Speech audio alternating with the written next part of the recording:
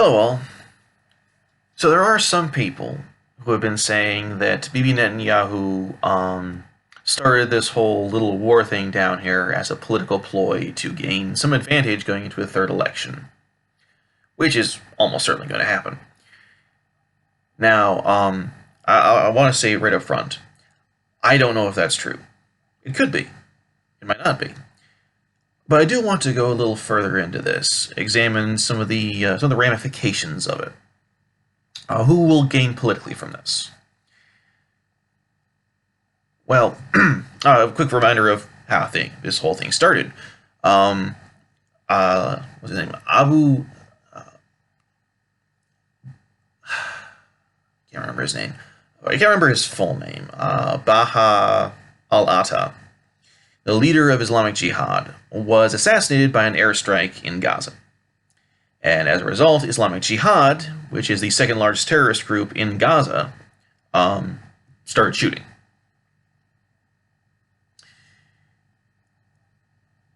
So the idea that people are putting forward is that Bibi Netanyahu ordered the assassination in order to provoke a war, in order to frighten the Israeli electorate and remind people that he has been the strong man in Israeli politics and hence gain more votes. Well, I don't see how that would really help. I think most of the people who would be motivated by that are already voting for Bibi, and also, this could definitely go to help Benny Gantz in a third election, because he's actually been pushing for an action like that, for an intervention like that in Gaza for a while now. So this could actually help him in a third election. It depends on how the media and the politicians spin this going forward. This could also be bad for him, for Benny Gantz, because it might serve to split him from the Arab parties who have so far been supporting him.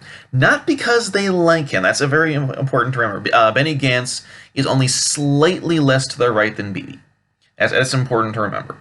The Arab parties have been supporting him because he's not Bibi. They hate Bibi so much they are willing to go even with Benny Gantz.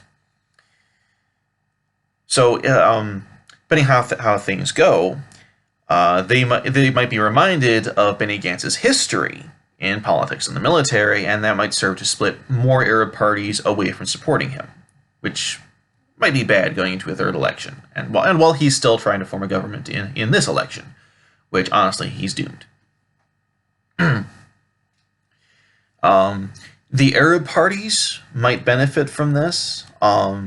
The Israeli Arabs might be stirred up by what's been going on down here in order and get out more votes. That might happen.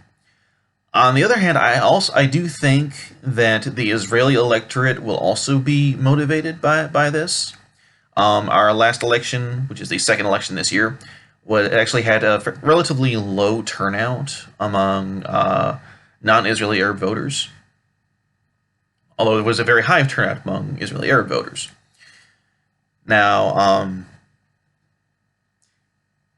the future is the future. I can't say with any certainty what's going to happen.